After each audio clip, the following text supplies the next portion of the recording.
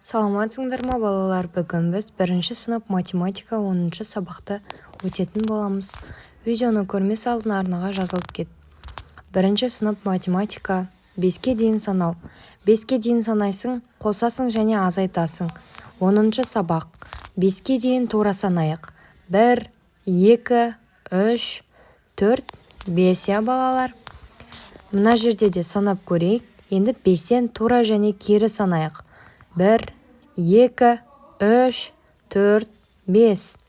5, 4, 3, 2, 1. Жарайсыңдар балалар. Енді біз келесі бірінші тапсырмаға өтетін боламыз. 2 және де 3 және де 4 және де 5 сандарының құрамын айт және дұрыс орналастыр. Бұл жерде 1 және 2, 3, 4, 5 сан берілген.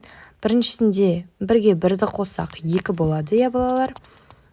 Ал үшінші болғанда 2-ге 1-ді қоссақ 3 болады, 1-ге 2-ні қоссақ 3 болады. 4-те де дәл солай, 1-ге қосамыз 3, 4, 2-ге 2-ні қоссақ 4, 3-ге 1-ді қоссақ 4.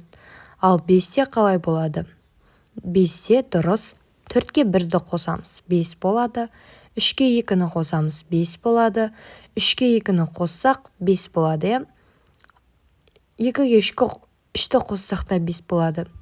4-ге 1-ді қоссақ та 5 болады. Енді балалар екінші тапсырмаға өтетін болсақ, есепте дәптеріңе кез келген 4 мысалды жаз дейді.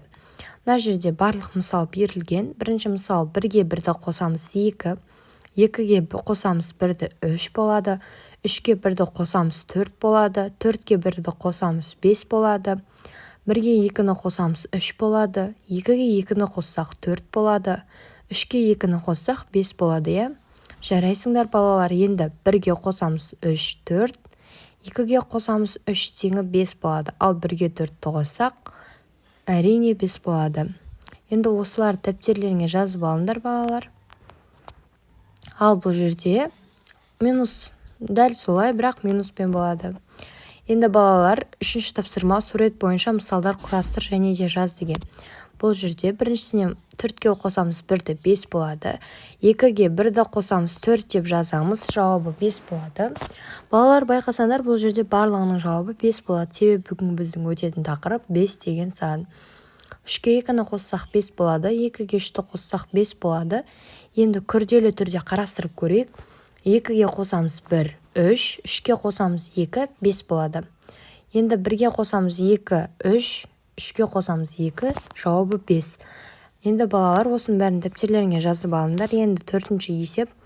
Бос 2 қалам сауытқа 5 қарандашты сал. Әр қалам сауытты неше қарандаштан болу керек дейді. Біріншісінде 1, екіншісінде 4. Сонда әрқайсында 5 болу керек, балалар.